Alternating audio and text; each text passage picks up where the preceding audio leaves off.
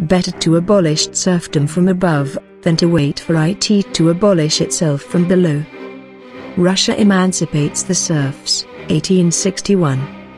Alexander II's emancipation of Russia's 20 million serfs, unfree laborers, in 1861 was not a humanitarian act.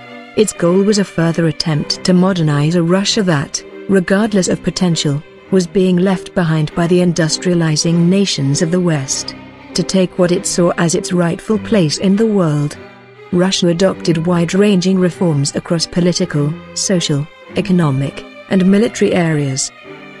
The effects of these reforms were mixed at best. Emancipation did very little to improve the serfs' well-being or agricultural productivity, and Alexander refused to consider any real constitutional reform. He remained an autocrat to the last, convinced of his divine right to rule as an absolute monarch. However, his reforms had raised hopes that a degree of political liberalization might follow. A police state. His assassination in 1881 provoked a predictably reactionary backlash. His successor, Alexander III, showed greater willingness to embrace industrial reform but also created a kind of police state, introducing strict censorship, suppressing protest, and making trade unions illegal. Nonetheless, Tsarist Russia was emerging into the industrialized world. The country could lay claim to substantial, if not always efficient, military means. Politically, however, its unwillingness to reform would ultimately ensure its complete destruction in a Soviet revolution.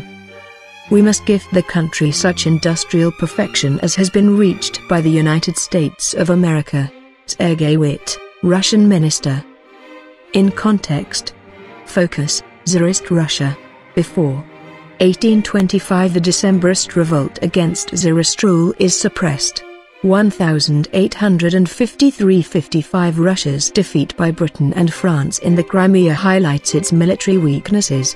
After 1881 Tsar Alexander II is assassinated by the people's will, an underground terrorist movement.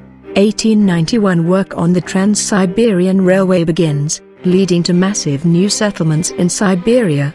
1894 the last Tsar, Nicholas II, allows Finance Minister Sergei Witte to launch further industrialization.